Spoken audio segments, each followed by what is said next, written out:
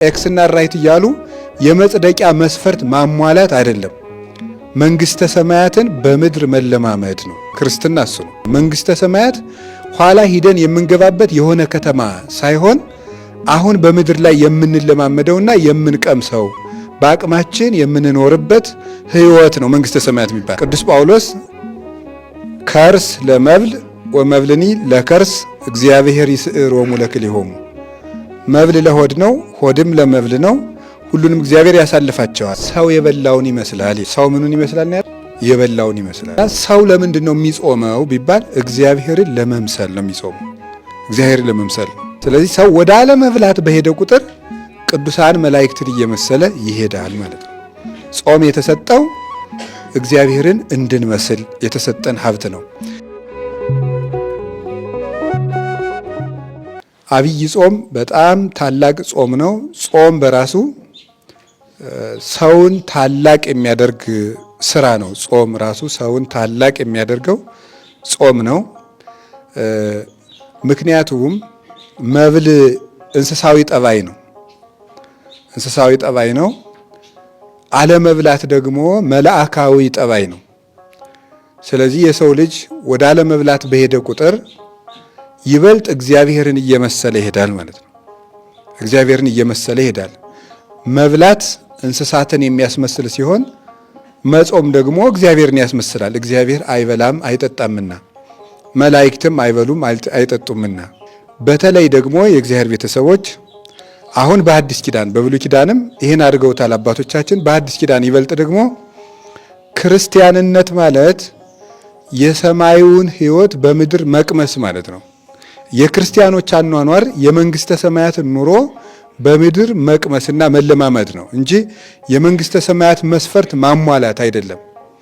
ጾም ራይት፣ ጸሎት ራይት፣ ምጽዋት ራይት እያሉ ኤክስና ራይት እያሉ የመጽደቂያ መስፈርት ማሟላት አይደለም። መንግስተ ሰማያትን በምድር መለማመድ ነው። ክርስትና እሱ ነው። መንግስተ ሰማያትን በምድር መለማመድ ነው። ጌታም የሉቃስ ወንጌል ምዕራፍ 17 ቁጥር 21 ላይ የእግዚአብሔር መንግስት በመካከላችሁ ናት ሲል ለዚያ ነው። መንግስተ ሰማያት ኋላ ሂደን የምንገባበት የሆነ ከተማ ሳይሆን አሁን በምድር ላይ የምንለማመደውና የምንቀምሰው በአቅማችን የምንኖርበት ህይወት ነው መንግስተ ሰማያት የሚባል። ስለ ሀገር አይደለም የምናወቀው። መንግስተ ሰማያት ባልን ጊዜ ከእግዚአብሔር ጋር አሁን ያለን ህብረት ነው መንግስተ ሰማያት የሚባለው። ስለዚህ የመንግስተ ሰማያት ኑሮ መብል የለውም፣ መጠጥ የለውም፣ መጋባት የለውም፣ ድግስ የለውም፣ ምን የለውም። ስለዚህ የመንግስተ ሰማያትን ኑሮ እየበላን መኖር ነው። ኋላ ሳንበላ የምንኖረውን ጨርሶ ሳንበላ የምንኖረውን ህይወት አሁን ጥቂት ጥቂት እየበላን መኖር ማለት ነው መጾም ማለት። ስለዚህ ጾሙ የሚበዛበት ምክንያት ለዋናው ህይወታችን እንድናደላ ነው። ከዓመቱ ዕለታት ውስጥ የማንበላባቸው ቀናት የሚበዙበት ምክንያት ምን ለማድረግ ነው? ወደ ዋናው ህይወታችን ትኩረት እንድናደርግ ነው። ቅዱስ ጳውሎስ ከርስ ለመብል ወመብልኒ ለከርስ እግዚአብሔር ይስዕሮሙ ለክልኤሆሙ፣ መብል ለሆድ ነው፣ ሆድም ለመብል ነው፣ ሁሉንም እግዚአብሔር ያሳልፋቸዋል። ያገባ እንዳላገባ፣ ያልበላ እንዳልበላ የሚሆንበት ጊዜ ይመጣል ብሎ እንደተናገረ ዋናውን ህይወት እዚህ እንለማመድና ከዚያ ዋናው ኑሯችን ውስጥ ሄደን እንገባለን ማለት ነው። ስለዚህ ጾም የሰው ልጅ ክብሩ ነው ማለት ነው። የሰው ልጅ ክብሩ ጾም ነው። የሰው ልጅ ክብሩ ሰውን ሰው የሚያሰኘው ጾም ነው። ሰውን ደግሞ መብል ያወርደዋል አይደል? ምክንያቱም ሰውን ያወረደው መብል ነው። አዳም በልቶ ወረደ። በቃ ሰው በምን ይወርዳል ቢባል በምግብ ነው የሚወርደው። አዕዋፍ ይሰገሩ በእንተ መብልዖሙ፣ ወፎች በጥሬ ይጠመዳሉ፣ ሰው በመብል ከክብር ይወርዳል።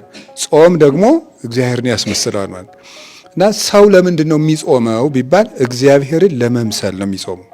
እግዚአብሔርን ለመምሰል ነው። ወደ አለመብላት እየበሉ ወደ አለመብላት መሄድ ነው። እየበሉ ወደ አለመብላት መሄድ ነው። እየበሉ ወደ መብል መሄድ አይደለም። እየበሉ ወደ አለመብላት መሄድ፣ መብል የማያሻውን ህይወት መኖር፣ ያለ ትካዝ መኖርን እየሰሩ መልመድ፣ እሱ ነው ጾም ማለት። ጾም የተሰጠን ለዚያ ነው እንጂ እግዚአብሔር እኛን በማስራብ ስለሚደሰት አይደለም። ወይም ደግሞ እኛን በቃ ስጋችንን እየቀጣው አይደለም። እግዚአብሔር እንደሱ ሳይሆን የሚያምርብንን እየነገረን ነው። ሰው የሚያምርበት እግዚአብሔርን ቢመስል ነው። እግዚአብሔር ደግሞ አይበላም አይጠጣም። ወደዚያ እንዲሄድ ነው የሚፈልገው። መብል በራሱ ኃጢአት ባይሆንም ክብር ግን አይደለም። ሲበዛ ግን ከክብር ያወርዳል። እና አባ ወግሪስ የተባለ የቤተ ክርስቲያን አባት ሲናገር በመጽሐፉ ምንድን ነው የሚለው? በቀን 1 ጊዜ የሚበላ ሰው መልአክ ነው። በቀን 2 ጊዜ የሚበላ ሰው ደግሞ ሰው ነው። በቀን 3 ጊዜ የሚበላ ሰው ደግሞ እንስሳ ነው ብሎ ይነገራል። ስለዚህ ሰው ወደ አለመብላት በሄደ ቁጥር ቅዱሳን መላእክትን እየመሰለ ይሄዳል ማለት ነው። ጾም የተሰጠው እግዚአብሔርን እንድንመስል የተሰጠን ሀብት ነው። እንደዚያም ስለሆነ እግዚአብሔር በጾም ትልልቅ ጥያቄዎችን መልሷል። በጾም ትልልቅ ጥያቄዎችን መልሷል። እንግዲህ አንድ ጀርመናዊ ፈላስፋ ሲናገር ምን ብሏል? ሰው የበላውን ይመስላል ይላል። ሰው ምኑን ይመስላል ነው ያለው? የበላውን ይመስላል። ሰው የበላውን ይመስላል ብሎ ተናግሯል። ሰው የበላውን ይመስላል ማለት ምን ማለት ነው? እንግዲህ ሳያቋርጥ የሚበላ ከብት ይመስላል፣ እንስሳ ይመስላል። እየመጠነ የሚበላ ደግሞ ነቢያትን ይመስላል፣ ሐዋርያትን ይመስላል። ከዚያ ደግሞ ምግቡን ጭራሽ እየተወው ሲመጣ መልአክ ይመስላል፣ ፈጽሞ ሲተወው እግዚአብሔርን ይመስላል። ስለዚህ ሰው የበላውን ይመስላል ብሎ የተናገረው ለዚህ ነው። አዳም በላ፣ የታዘዘውን ትቶ ያልታዘዘውን፣ የሕይወት ምግብ ትቶ የሞት ምግብ በላ። የበላው ምግብ ፈራሽ እንደሆነ አዳምም እንደበላው ምግብ ፍረስ ተብሎ ተፈረደበት ማለት ነው። ምግቡ ተበልቶ የሚፈርስ የሚበሰብስ ነው። አዳምንም እንደበላው ምግብ አንተም ፍረስ አለው እግዚአብሔር። ሰው የበላውን ይመስላል። ክርስቶስን የበሉ ደግሞ ሰዎች ክርስቶስ ምንድን ነው? ሕያው ነው። ስለዚህ በከመ አነ ሕያው በእንተ አቡየ፣ እኔ በአብ ምክንያት በእንተ አብ፣ እኔ በአብ ምክንያት ሕያው እንደሆንኩ አንትሙሂ ተሐዩ በእንቲአየ፣ እናንተም በእኔ ምክንያት ሕያዋን ትሆናላችሁ ነው። እሱ የባሕርይ አባቱን አብን መስሎ ሕያው እንደሆነ እኛ ደግሞ ከሱ ሕያውነት የተነሳ ሕያው እንሆናለን። ሰው የበላውን ይመስላል። ክርስቶስ ሕያው እንደሆነ ክርስቶስን የበሉ ሰዎች ሕያዋን ይሆናሉ። ምግብ ሙት እንደሆነ ሙት ምግብ ብቻ በመብላት የሚኖሩ ሰዎች ሙታን ይሆናሉ። ስለዚህ ጌታም ለዚህ ነበር በጾም ወቅት የማቴዎስ ወንጌል ምዕራፍ 4 ላይ ሲናገር አኮ በመብል ዘይሃዩ ሰብ አላ በኩሉ ቃል ዘይወጽእ እምአፉ ለእግዚአብሔር፣ ሰው በምግብ ብቻ ሕያው ሆኖ የሚኖር አይደለም ከእግዚአብሔር አፍ ቃል በሚወጣ ቃልም እንጂ ብሎ ተናግሯል። በአንጻሩ ሊቃውንት ሲተረጉሙት ሰው በሩቅ ብእሲ ደም አይድንም፣ መለኮት ባልተዋሃደው ምግብ ሊድን አይችልም። መለኮት በተዋሃደው ምግብ ነው የሚድነው። ምክንያቱም የሰው ልጅ በምግብ ብቻ የሚኖር አካል የለውም። በምግብ ብቻ የሚኖር አካል አለው፣ ምግብ የማያኖረው አካል አለው። ምግብ የሚያኖረው አካል የሚባለው ስጋው ነው። ምግብ የማያኖረው አካሉ ደግሞ ምንድን ነው? ነፍሱ ነው። ምግብ የማያኖረው አካሉ ነፍሱ ነው። ስለዚህ ስጋውን ምግብ ቢያኖረው ነፍሱን ደግሞ ምግብ አያኖረውም። በአንጻሩ ደግሞ ስጋው ራሱ በምግብ ለዘላለም ሕያው መሆን አይችልም፣ ፈርሶ ይቀራል እንጂ። የስጋ ሕያውነት ከነፍስ ሕያውነት የሚመጣ ነው። ስለዚህ ነፍስ ሰው ባልተመጣጠነ ምግብ ምክንያት ስጋው ይጎዳል እንደሚባለው ሁሉ ለነፍሱና ለአይምሮው ምግብ ባጣ ቁጥር ሰውየው የተጎዳ ይሆናል ማለት ነው። እና ስለዚህ እግዚአብሔር ጾምን የሰራልን መብል የስጋ ምግቡ የመሆኑን ያህል ጾም ደግሞ የነፍስ ምግቧ ነው። ስለዚህ ነፍስ እግዚአብሔርን ከጾም ትመገባለች። እንባ ሲሳያዋ ይሆናል። ሲሳይ ሆነኒ አንብዕየ ሲል ዳዊት ይህንን የተናገረው እንባዬ ሲሳይ ሆነኝ ያለው በእንባ የሚያለቅሰው ልቅሶና ንስሐው ጾሙ ለነፍስ ብርታቷ እንደሆነ ነው። ምግብ ስጋን እንደሚያጠነክረው ደግሞ ነፍስን የሚያጠነክራት ጾም ስለሆነ ነው። ጾም ነፍስን ያጠነክራታል፣ ኃይል ይሰጣታል። ምግብ የነፍስ ሸክሟ ነው፣ መከራዋም ጭምር ነው። የሚወለደውም ከዚያ ነው፣ የነፍስ መከራዋ።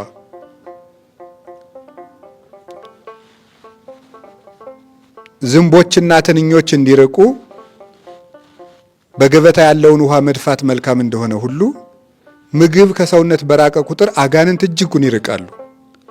ለዚህ ነበረ ጌታ አጋንንት የያዘውን ሰው ደቀ መዛሙርቱ ማውጣት ተስኗቸው በይነምንት ስኢና አውጽኦቶ ይሄን ጋኔን ማውጣት ያቃተን ለምንድን ነው ብለው ጌታን ቢጠይቁት የመለሰላቸው መልስ ምንድን ነበር? ዝንቱ ዘመድ እየወጽ ዘእንበለ በጾም ወበጸሎት፣ ይህ ጋኔን ያለ ብርቱ ጸሎትና ጾም ሊወጣ አይችልም ይላል። እርጥበትን ከድስቱ ስናርቅ ትንኞች ይርቃሉ። የሰው ሰውነት ከምግብ በራቀና በጾመ ቁጥር አጋንንት ፈጽመው ማደሪያቸው ይርቃሉ። ከዚህ የተነሳ የአጋንንት መውጊያቸው ጾም ነው። ሰውን እግዚአብሔር የሚያስመስለው ጾም ነው። የስጦታዎች ሁሉ በር ደግሞ ጾም ነው። እግዚአብሔር ብዙ በሮችን በጾም ከፍቷል እና አሁን የሰው ልጅ ጾም በሚጾም ጊዜ ጥያቄዎች ይመለሳሉ። ለምሳሌ ነቢዩ ሙሴ ጾሞ እንደተነገራችሁት ሕግ ተቀብሏል። ካሁን ቀደም እንደተማር ነው ነቢያት ሁሉ 40 ቀን ጾሞ ዕዝራ 40 ቀን ቢጾም የመጻሕፍት ጥያቄ ተመልሰውለታል። ኤልያስ 40 ቀን ቢጾም የሕይወት ጥያቄ ተመልሶለት ከሞት ተሰውሯል። ስለዚህ ጾም የሕይወት ጥያቄን ይመልሳል ማለት ነው። አስቴር 3 ቀን ብትጾም የሰላም ጥያቄ ተመልሶላታል። ወገኖቹ አንድ ሀገር ሊጠፋ ነበረ። የአንድ ሀገር ሕዝብ በ3 ቀን ጸሎት አትርፋለች። ከተሳለ ሰይፍና ስለት ከጦር ጉሮሮ አውጥታለች። ሰዎች ከሞት በ3 ቀን ጾም ድነዋል። በ3 ቀን ጾም ከሞት ከተጻፈ የሞት ደብዳቤ እስራኤላውያን የዳኑት በአስቴር የ3 ቀን ጾም እና ጸሎት ነው። እንደምታውቁት ቅዱሳን ሐዋርያት በፍልሰታ ጾም እመቤታችንን አሳየን ብለው ጾመው ነበር። ጥያቄያቸው ተመልሶ አይተዋል። ጌታችን ኢየሱስ ክርስቶስ ደግሞ በዚህ አብይ ጾም የሰው ልጆችን የኃጢአት ምንጮች የሚባሉት በተለይ ስስት፣ ትዕቢትና የገንዘብ ፍቅር፣ እነዚህ 3ቱ የሰው ልጅ የክፋት ሁሉ እናቶች ናቸው። ስስት፣ የገንዘብ ፍቅርና ትዕቢት። የነዚህ ደግሞ ዋና እናታቸው ወላጅ እናታቸው ትዕቢት ናት። የኃጢአቶች እናት የምትባለው ትዕቢትና ኩራት የኃጢአቶች እናት ነው የምትባለው መታጀር። እነዚህን ቀጥቅጦ ያጠፋበት ቀን ነው ጾም እና ቅዱስ አትናቴዎስ እንደሚናገረው ሰይጣን በየዓመቱ ክርስቲያኖችን ሁልጊዜ ከተዋጋበት ውጊያ ይልቅ በአብይ ጾም አብልጦ ይዋጋቸዋል ይላል። ሁልጊዜ ከሚፈትናቸው ይልቅ ሰይጣን ክርስቲያኖችን ጠንክሮ የሚፈትናቸው በአብይ ጾም ነው። ምክንያቱም አብይ ጾም 2 ነገር ስላለው ነው። አንደኛው ከክርስቶስ ጋር ስለምንተሳተፍ ነው፣ የራሱ ጾም ስለሆነ። ሁለተኛው ደግሞ ትልቁ ጠላታችን የተሸነፈበት ጾም ነው። ከዚህ የተነሳ ክርስቲያኖች በአብይ ጾም በትልቁ ይፈተናሉ። ስትገለብጡት ክርስቲያኖች በአብይ ጾም ትልቅ ጸጋ ያገኛሉ ነው። በየትኛውም ጾም ከሚያገኙት ጸጋ በበለጠ በአብይ ጾም ክርስቲያኖች ትልቅ ጸጋ ያገኛሉ። አንድ ክርስቲያን ጾም ጾሞ የጾሙ መጨረሻ ላይ ጸጋ ካላገኘ ተንኮለኛ ነው ማለት ነው። እርግጠኛ ሆኜ ነው የምነግራችሁ ይሄን ማለት ነው። አንድ ክርስቲያን ጾም ጾሞ የጾሙ መጨረሻ ላይ ጥያቄ ካልተመለሰለት፣ አንድ ችግር ካልፈታ ሰውየው ተንኮለኛ ነው። እናንተም ጭምር ማለት ተስፋ ላስቆርጣችሁ አይደለም፣ በቃ ናችሁ ማለት ነው። ገባችሁ? የጾሙ መጨረሻ ላይ አንድ ችግር ካልፈታችሁ ተንኮለኛ ሰዎች ናቸው። ገባችሁ? ጻድቅ ሸተትኩ መሰል። ችግር የለም። ጉዳዩ አሁን መዳናችን ነው እንጂ እናንተ ስለኔ ያላችሁ አስተሳሰብ ስላልሆነ ችግሩ እሱ ችግር አይሆንም። እንደምንም አድርጋችሁ ሳልኝ፣ ዋናው መጽደቃችሁ ነው። ስለዚህ ችግር አለብን ማለት ነው። አያችሁ? እዩትማ የነነዌ ሰዎች 3 ቀን ጾሙና ጥያቄ ተመለሰ አልተመለሰም? ተመለሰ። የሀገር ጥፋት ቀረ ማለት ነው። እኛ ጾም ጾመን ለምንድን ነው መልስ የማናመጣው? ተንኮለኛ ስለሆነ ነው። አባ ጴሜን የሚባል አባት አፋችን በጾምና በጸሎት ሸተተ፣ ልቡናችን ግን በተንኮል የታሰረ ነው ይላል። ሰው አፉ እስኪሸት ድረስ በሳምንት 5 ቀን ቢጾም ተንኮለኛ ከሆነ የምግብ አድማ ነው እንጂ ጾም አይደለም። ምንም ትርጉም የለው። ጾም የማቴዎስ ወንጌል ምዕራፍ 6 ላይ ስታነቡ ምንድን ነው? ስትጾሙ ራሳችሁን ምን በሉ ነው ያለው? ተቀቡ። እና ቅብ የተባለችው ምንድን ናት ነው ያሉ አባቶቻችን? ፍቅር ናት ይላል። ስትጾሙ ራሳችሁን ተቀቡ። ራስ ምንድን ለምንድን ነው ራሳችሁን ተቀቡ ያለ? እንደው እግራችሁን ተቀቡ ድካሙ እንዲልቃችሁ አይደለም? እጃችሁን ተቀቡ ለምንድን ነው ያለው? ራስ ምንድን ነው? ራስ የተባለ ልብ ነው። አለቃ ማለት ነው ራስ። ራስ ልብ ነው። ልብ በፍቅር ካለዘበ ጾሙ ከራራ ነው። ታታለው ደረቅ ቆዳ አይታችሁ ታውቃላችሁ? የበሬው ቆዳ ተገፎ ሲሰጣ ደርቆ ፀሐይ ከመታው በኋላ ወግቶ የሚጥል ነው በጣም። ልብ በፍቅር ካለዘበ ጾም ቢጾም ሰው እየከረረ ነው የሚሄደው። እንዲያውም ይሄ ለማዳ ሰይጣን ይባላል። ሰው ያለ ፍቅር በጾመ በጸለየ ቁጥር ከራራ ቆዳ ነው የሚሆነው። ተነግሮ የማይሰማ ማለት ግትር፣ ተነግሮ የማይሰማ ምክንያቱም መንፈሳዊ ነኝ ነው የሚለው። እንዴ አይጣላይ ድረስ ነው እኮ የተለሰነ መቃብር ማለት ይሄ ነው። እንዳይነገር መንፈሳዊ ነው፣ ጻድቅ ነው። እንዴ በየት ተገብቶ ይነገራል? አይመከር ነገር ከባድ ነገር ነው። ስለዚህ እግዚአብሔር ጥያቄያችን እንዲመልስልን ይቅርታና ፍቅር እጅግ የነፍስ መድኃኒቶች ናቸው። ካልሆነ ግን እግዚአብሔር ከምግብ ጋር መሻጣላንና እጽዋቱ ምን በደሉ? ጤፍ ምን በድሎ? ስንዴ ምን በድሎ? ባቄላ ምን በድሎ? እንኳን ሌላ የበሬ ስጋት ምን በድሎ? ጉዳዩ ከምግብ ጋር ሳይሆን እግዚአብሔርን በምህረት መምሰል ነው ጾም ማለት። ምህረት ጾም የምህረት እናት ናት፣ የጸሎትም እናት ናት። ጾም እማ ለጸሎት እህታ ለአርምሞ ወጥንት ለኩሉ ገድል ሰናይት። ጾም ማለት ምን ማለት ነው የሚለው ማር ይስሐቅ ላይ ሲናገር ጾም ማለት የጸሎት እናት፣ የአርምሞ እህት፣ የመልካም ተጋድሎ ሁሉ መሰረት ናት ብሏል። ጾም ሲናገር ጾም የዚህ ሁሉ ምንጭ ናት። ምሕረት ደግሞ ይከተላታል። አንድ ሰው እየጾመ ካልመጸወተ እንግዲህ ጧት ቁርስ ይበላ የነበረውን በ9 ሰዓት እየበላ ከጾመ የቁርሱን ለድሃ ካልሰጠው ቁጠባ ነው እንጂ ጾም አይባልም። ምጽዋት የሌለው ጾም አይባልም። ምክንያቱም ጾምን የሚያሳምራት ምሕረት ስለሆነ ነው። እና በነገራችሁ ላይ ጾሙን ስትጾሙ መጨረሻ ላይ መልካም ነገር ማግኘት አለባችሁ ያለው ቅዱስ ዮሐንስ አፈወርቅ ነው። ጾም ስትጨርሱ የጾም መጨረሻ ላይ አምናችሁ አንድ ነገር አገኛለሁ ብሎ መጾም ይገባል። ስለዚህ አብይ ጾም ትልቅ ጾም ነው። እንዲሁም የአባቶቻችን የነ ቅዱስ ዮሐንስ አፈወርቅ የሌሎችም ቅዱሳን አባቶቻችን ትልልቅ ድርሰቶቻቸው የተደረሱት በአብይ ጾም በሰበኳቸው ስብከቶች ነው። አብይ ጾም ትልቅ ጾም ነው። ጌታችን መድኃኒታችን ኢየሱስ ክርስቶስ ትልቁን አገልግሎት የጀመረው ከአብይ ጾም በኋላ ነው። እኛም እንግዲህ ይህን ጾም ከጨረስን በኋላ ትልቅ ነገር ለመጀመር ያብቃል። ትልቅ ጾም ነው። እግዚአብሔር እኛንም ትልቅ ያርገን፣ ከማነስ ያውጣን፣ ከመከራ ያውጣን፣ ሰላም ይስጠን፣ በጎ ነገር ያርግልን። የኃጢአት ይቅርታ የምናገኝበት፣ የሀገር ሰላም የምንሰማበት፣ የክርስቶስን ፊት የምናይበት ጾም ያርግልን።